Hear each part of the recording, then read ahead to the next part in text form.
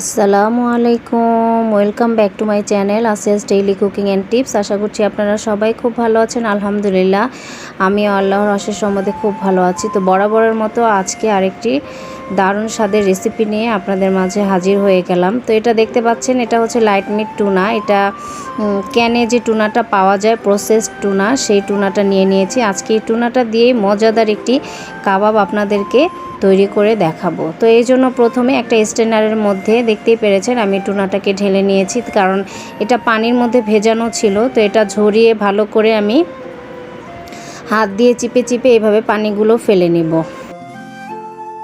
আজকাল বাংলাদেশেও কিন্তু ফ্রেশ টুনা পাওয়া যায়। আপনারা কিন্তু সেই টুনাটা দিয়ে মাছটা সিদ্ধ করে তারপর এভাবে করে আপনারা করে নিতে পারেন। তো এখানে দেখতে পাচ্ছেন আমি টুনাগুলোকে কিন্তু ভালো করে চিপে এভাবে ঝরঝরা করে নিয়েছি। আর এটা হচ্ছে ম্যাশ পটেটো, আমি আলুটাকে সিদ্ধ করে ভালো করে ম্যাশ করে নিয়েছি। তো আর এখানে আছে কাঁচামরিচ কুচি, পেঁয়াজ কুচি। আর এখানে হচ্ছে কাবাবের জন্য আমি একটা হাতে মশলা তৈরি করেছি। এখানে আছে কাবাব চিনি, কালো এলাচ, সাদা এলাচ, জয়ফল, জয়ত্রী, লবঙ্গ আর হচ্ছে দারচিনি। আর এছাড়া আছে কালো গোলমরিচের গুঁড়া আর হচ্ছে জিরার গুঁড়া। আর এখান থেকে আমি স্বাদ মতো লবণ নিয়ে এখন হচ্ছে প্রথমে আমি আলুটাকে আগে হচ্ছে প্রসেস করে নিব। তো এখানে দেখতে পেরেছেন আমি কিছুটা বেরেস্তা নিয়ে নিয়েছি। আর তাছাড়া আমি এখানে কাঁচা পেঁয়াজ আর হচ্ছে কাঁচামরিচ এটাও ব্যবহার করব। তো একটু বেরেস্তা দিলে কিন্তু যে কোনো খাবারের স্বাদ কিন্তু দ্বিগুণ বেড়ে যায়। তো কাবাবের স্বাদ তো আরও বেড়ে যায়। তো এখন একসাথে আমি ভালো করে এটাকে হাতের সাহায্যে সুন্দর করে মিশ্রণটাকে আগে তৈরি করে নিব। আর আলুর মিশ্রণটা আগে তৈরি করে পরে হচ্ছে আমি টুনাটাকে প্রসেস করব। তো এভাবে হাতের সাহায্যে ভালো করে আমি আলুটাকে তৈরি করে নিলাম। আর এখন হচ্ছে এই টুনাটা যে আমি ঝরঝরে করে রেখেছি, এখন এই টুনার মধ্যেই সব কাবাবের যে মশলাগুলো আছে এগুলো আমি ইউজ করব। আর টুনাটা যেহেতু এটা প্রসেস টুনা থাকে, এটার মধ্যে কিন্তু অলরেডি লবণ দেওয়াই আছে, তাই এই কারণে কিন্তু এখানে আর লবণ দিতে হবে না। তবে আপনারা যখন ফ্রেশ টুনা দিয়ে করবেন, অর্থাৎ মাছ দিয়ে যখন আপনারা করবেন, ওই সময় কিন্তু আপনারা লবণটা চেক করে বুঝে বুঝে দিয়ে নেবেন।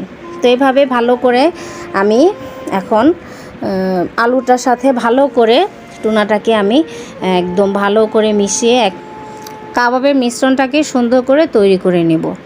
তো এই যে দেখতে পাচ্ছেন কাবাবের মিশ্রণটা কিন্তু আমার মোটামুটি একদম রেডি।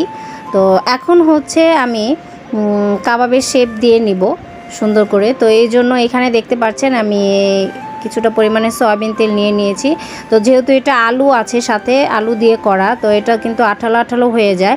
তো এই জন্য কিন্তু আমি দুই হাতের মধ্যেই ভালো করে তেল দিয়ে নিয়েছি। আর আমার হাতটা কিন্তু অবশ্যই ভালো করে আগে থেকে আমি ক্লিন করে নিয়েছি। আপনারা অনেকে ভাবতে পারেন যে দুই হাত দিয়ে করছি, আমার হাতটা কিন্তু ভালো করে ক্লিন করা। আর এভাবে কাবাবের শেপ দিতে হলে কিন্তু অবশ্যই আপনাকে দুই হাতটাই ব্যবহার করতে হবে।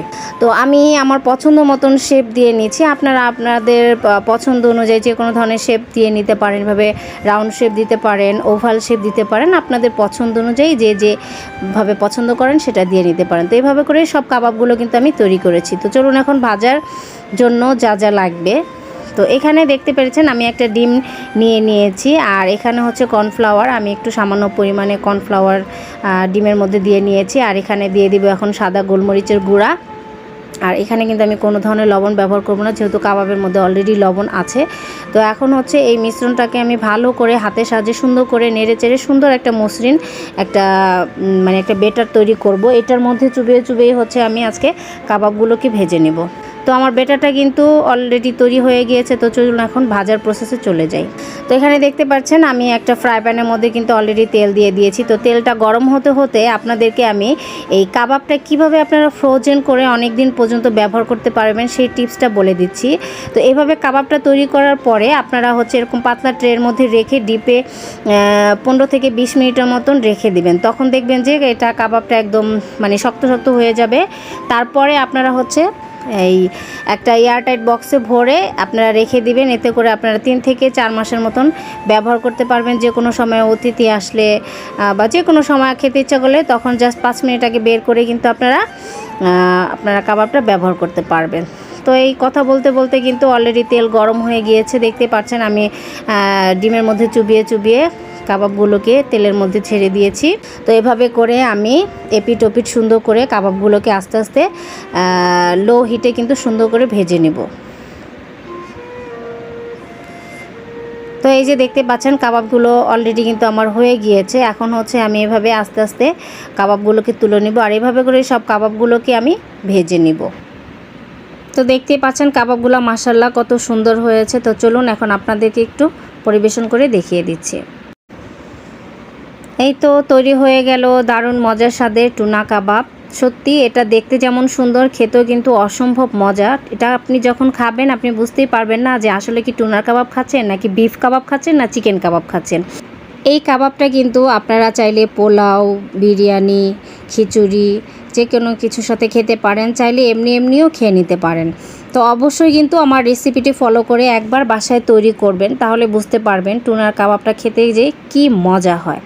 তো রেসিপিটি যদি ভালো লাগে অবশ্যই কিন্তু একটি লাইক দিতে ভুলবেন না। অবশ্যই আমার চ্যানেলটি সাবস্ক্রাইব করে পাশে থাকা বেল আইকনটা প্রেস করে দিবেন। আর যারা অলরেডি কাজটা করেছেন তাদেরকে তো অসংখ্য ধন্যবাদ।